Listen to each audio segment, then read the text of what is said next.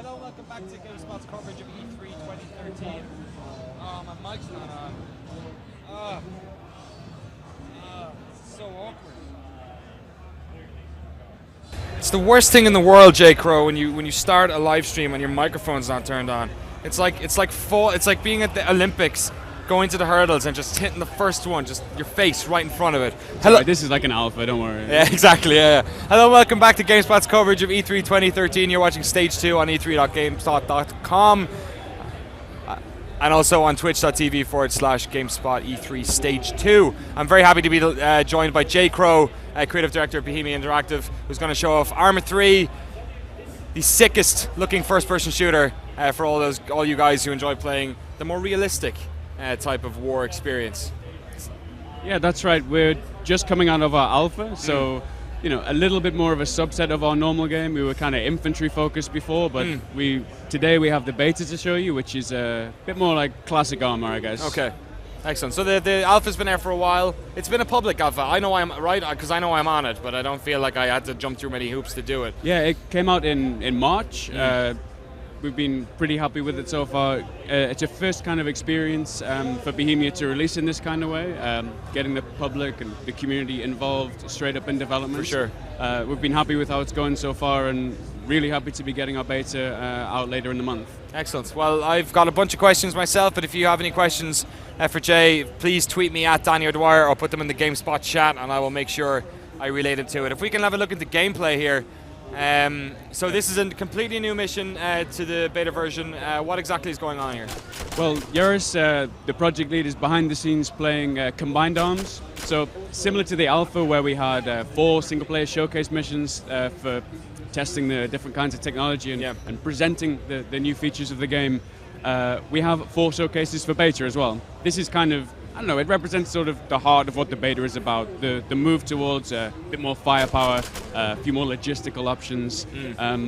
So here we're getting support from a helicopter gunship, which you can see engaging targets at the base, and in a few minutes we might see an armored wheeled vehicle that'll be supporting the attack as well.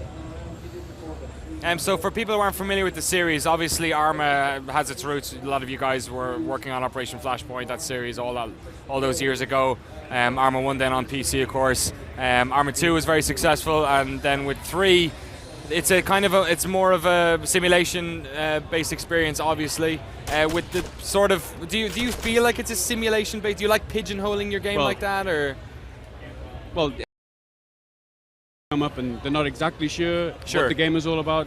I would describe it as a combined arms military game. Okay. Definitely the thing that makes this unique is the elements of simulation that we have.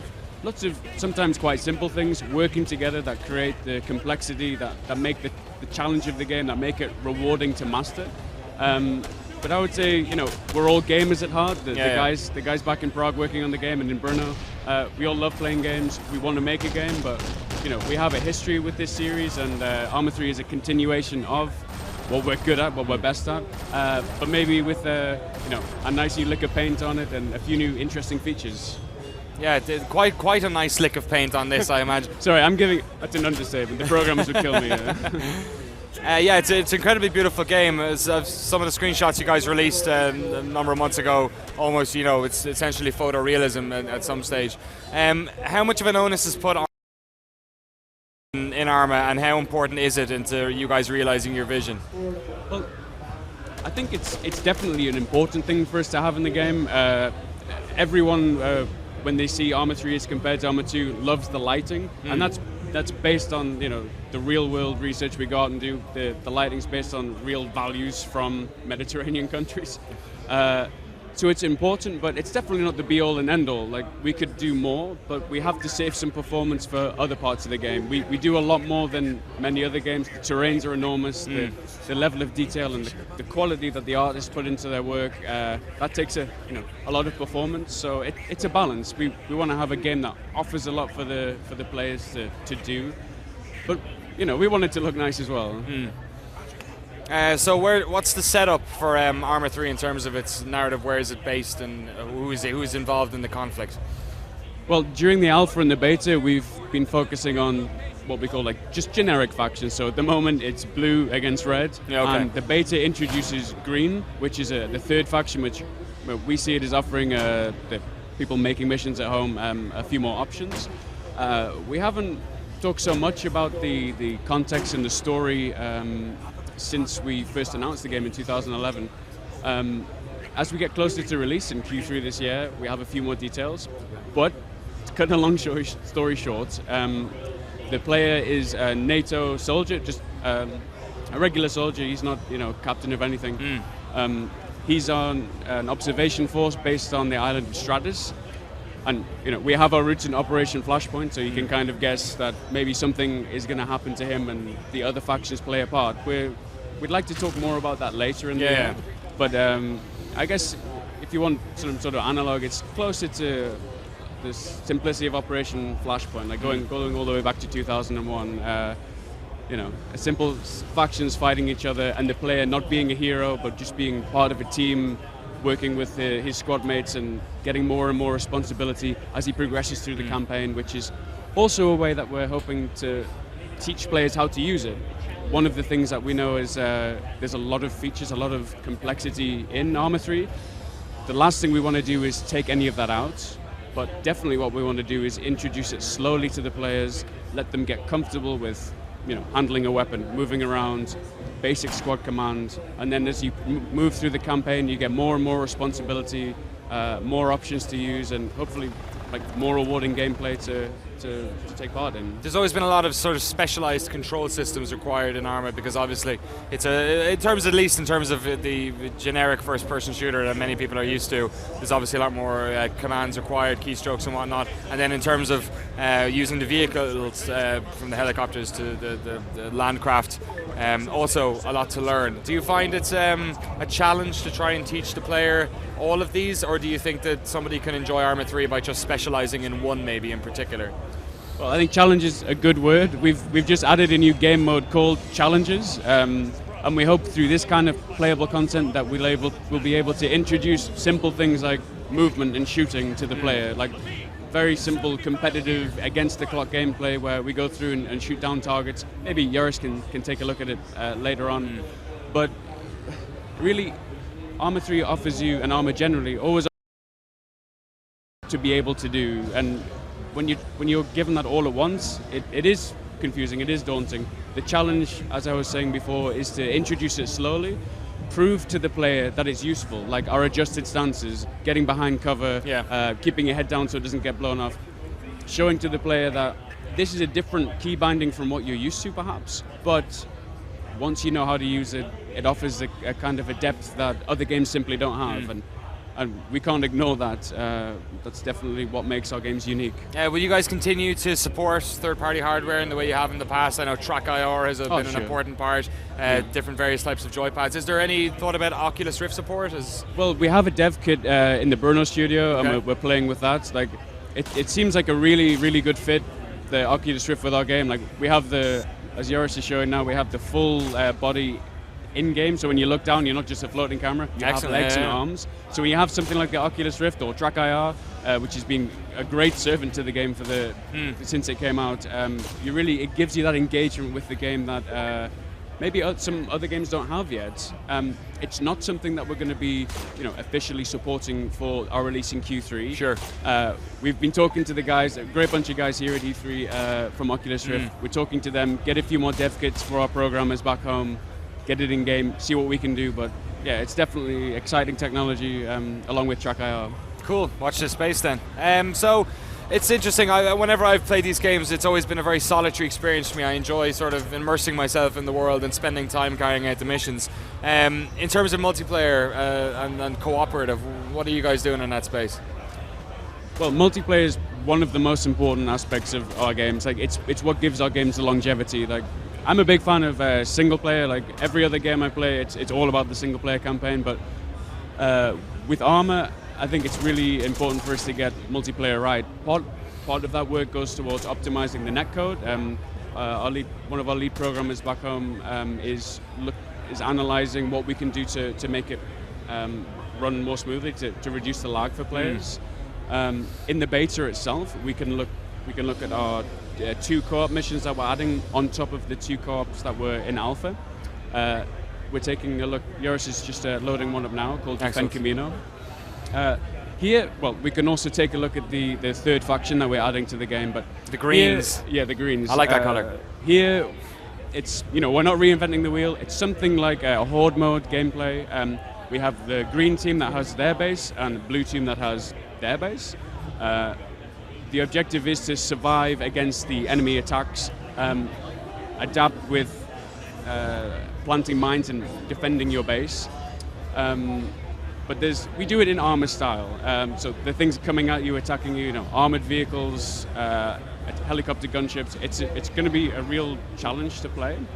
And the rub is you have to wait till the 7th wave, and there's a helicopter that comes to extract you, but there's only one. So human players are green and blue. By default, they're working together, they're helping each other out. But if you want to engage the blue team, or if the blues decide to stab you in the back, then suddenly you've got a PvP situation going on. And I don't know, it demonstrates the diversity of Arma's multiplayer content. Like, this is a game mode for a certain kind of player that likes a certain kind of game. Definitely the alpha, we've already seen mods made, like Wasteland, that cater to different kinds of scenarios. And here we can see we're running into the green base. So this is ours to defend. It's interesting. A lot of what you're talking about is kind of, I imagine, what a lot of people, the sort of polish you have here.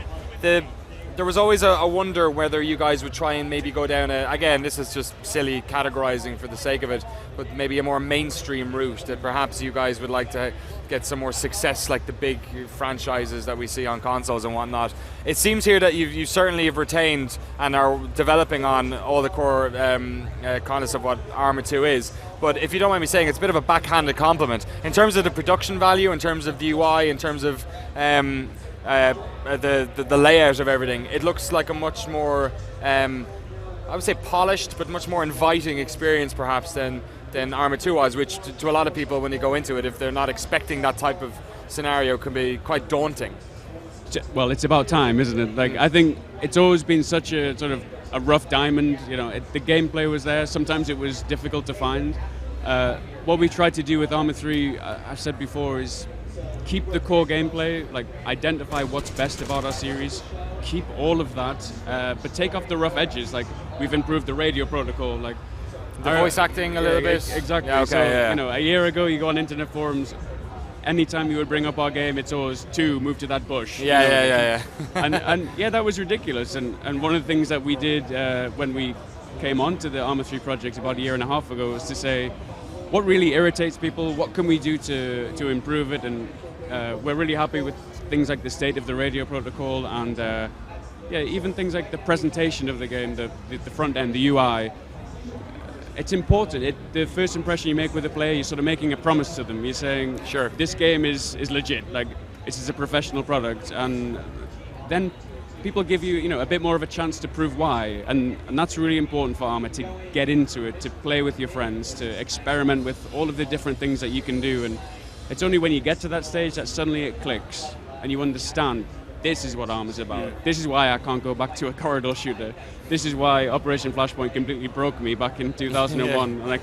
And I couldn't play anything else. Is there ever any limitations where you guys, like for gameplay reasons, decide to kind of hold back? Because Arma obviously is a series that's always pushed the boundaries in terms of realism when it comes to lighting, physics, graphics, of course. Is there ever a stage where you decide this might be something in real world battles that does happen, but for the sake of gameplay, we probably should not hone it back a bit? Yeah, I think you have to make sensible choices. I mean, there's something called Ian Bogost. He's an American games writer and academic and critic. Like, he wrote a really interesting piece on simulation fever. I don't want to get too technical, but it really affected my way of thinking. He defines simulation as mapping the real world onto a set of mechanics. And simulation fever is when you do one thing but you don't do another. I think, and so when we do one thing, like for example, we have really realistic weapons models and they have bipods on them, and then we don't do another, like weapon resting. Yeah. There's this discord between these two things, and it can really pop in people's minds, and it ruins everything for them. But we have a very small development team, only 70 guys. I just finished Assassin's Creed 2 recently, and it took me 3 hours to watch the credits at the end. We got a small team, like a bunch of guys. We have to be very careful about where we put our resources. And you guys are working on 3 games at the moment as well, right? Yeah, I mean, 70 guys roughly on Arma 3, and then a bit of a Black Ops team on DayZ standalone. And Take on Mars, of course, was announced today, which is basically someone's pet passion project. Like very, very small team, but a lot of love for that game. Excellent. But that's a very good point. You find it a lot. You find it in sports games a lot, and you find it in shooters and whatnot. So we have to choose sensible things to simulate. Where there was a big conversation about like how we're balancing the game. Like we came out and we said we're hiring a guy to balance the game, and people sort of got a bit worried and thought, do these developers really think they're making StarCraft 2? And it's like, no, that's not what balance means for Arma 3. What it means is saying, what are we simulating? What else do we need to simulate so the game doesn't break itself? Like, nature balances itself. Like, this is why we would introduce something like our new fog technology. So if I'm in the bottom of the valley covered by fog, then this really overpowered helicopter gunship isn't able to see me. But we have to make that choice to add the fog and not something else. Right. So it's about making sensible decisions. Sometimes we make the wrong calls. Like, and your community probably we're lets not you know. perfect, and the community completely hammers us for it. And fair play to them. Like, they love the game, and they complain at us because they want it to be better. Passionate. I don't know. I hope everyone can sort of feel like we're trying to do the right thing for Arma 3, and the reception seems hopefully positive so far, and I hope you're enjoying it like yourself. Absolutely, yeah. Arma's one of those games. I fixed up my rig back in October. I got a new PC rig, and the first games I bought on Steam was finally I can play Arma 2 now. So I got an Arma 2, played Arma 2 for a couple of months, and then when the alpha came out I played a little bit, but unfortunately I had to leave the country away from my PC. Can I talk to you a little bit about your community? You guys had a little bit of drama a couple of, last year I guess. The internet, there's always drama. In relation to some of your employees who were, was it Cyprus? Greece. It was Greece, sorry, it was Greece. God, Greece can't get rid of drama at the moment, I suppose. No, indeed. With some of your guys who got detained, obviously, for what some people had thought was maybe taking photographs of military institutions. How are those guys doing? How the reception from the community, I thought was incredible. Obviously, there was websites posted up. They made sure that all of us games journalists knew about it and were talking about it. Has that been resolved? How are those guys doing? And is there any legal action to be taken? Officially, it's still an ongoing process, but which is why I'd want to be careful about absolutely. much. But definitely, I can just talk from a personal perspective. It's really, really great to have the guys back. And for them to be back with their families, so they're back at work. Maxell is making Altis splendid, and Ivan is working between Arma 3 and DayZ, like just giving all of his skills to any project that needs his help. And it's just a real relief to have them back. There was definitely a period of uncertainty in development when we didn't know what was going on with the guys. How did that affect you? Affect your team? Like you said, it's a relatively small team for a project like this, so you guys must all know each other. I want to say like how. You've played on Strata. It's like it's such a distinct environment. Environment's a huge thing in Arma 3 generally, and the Mediterranean environment is very unique also for gaming. And I really want to say, like, I love the countryside and the architecture and the lighting of Greece, and it's great that we have something that's a really great representation. But we have chosen to make the islands now fictional. Like we're not set in Greece anymore. We're set in Stratus and Altis, and that was kind of because we lost a little bit of passion for representing sort of these real world places, and I guess that was the biggest impact on it in terms of the actual development. But I don't know, we just focus on the guys being back now and making the game as splendid as possible. Excellent. You've been working on this now for quite a while. When are you guys releasing, and on what platforms? Well, definitely PC Master Race. Q3 later this year is the closest we have in terms of any specific for the full release. The beta itself is 25th of June, so if you guys are in the alpha, everyone obviously automatically gets bumped through to the beta. You just log in at that time, it gets uploaded. If you're on the dev branch of the alpha, in a week or so, we'll start seeing content trickling through as we test it and make sure everything's working okay. Does that answer your question? Yeah, have you ever thought about getting this bad boy on consoles? Well, it's been really interesting seeing E3 this year has been huge with Xbox One and PS4. Very interesting to hear them moving towards sort of more community-driven content and such like, and some of the hardware looks really nice. But really, PC's where our heart is. That's where you go for a community right now. Like, if you want to make content, which is a huge part of our game, you get on the PC and you make it.